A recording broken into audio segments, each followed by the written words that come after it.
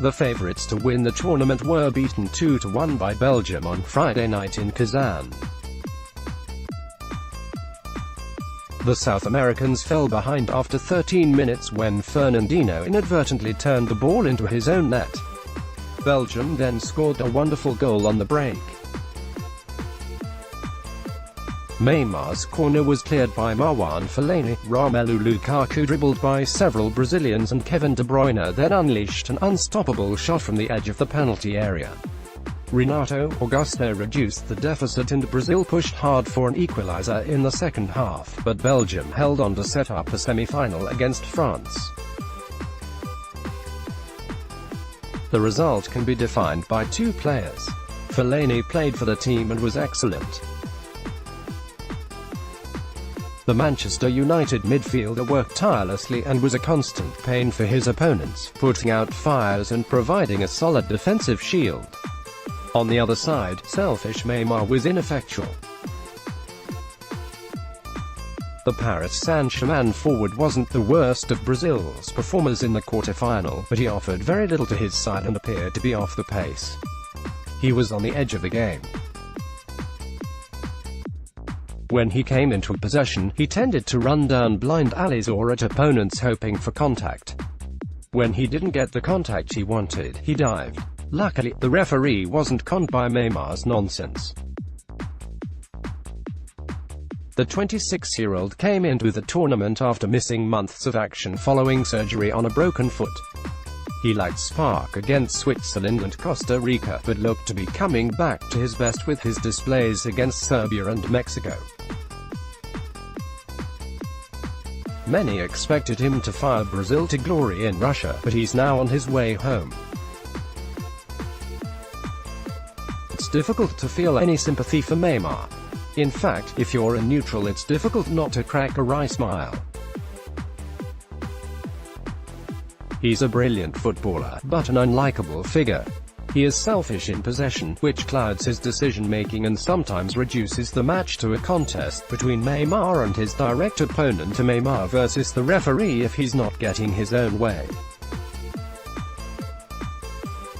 Unfortunately, there appears to be no one who can make him fall in line. Fellaini is the antithesis of Neymar. He doesn't possess a fraction of his talent, but he's the ultimate team player and conveyed on Friday night why managers rate him so highly, even if fans don't always appreciate him. Neymar has the talent, but it would count for a lot more if he possessed some of Fellaini's attitude. At the tournament in Russia, Neymar insulted his teammates, referees, and he has repeatedly tried to disrespect his opponents. His own narrative and personal goals were elevated above all others, and he was indulged by his teammates and the Brazil coaches. It was Brazil featuring Neymar, rather than the Brazilian national team. They got what they deserved for indulging him, and were beaten by a team in the truest sense of the word.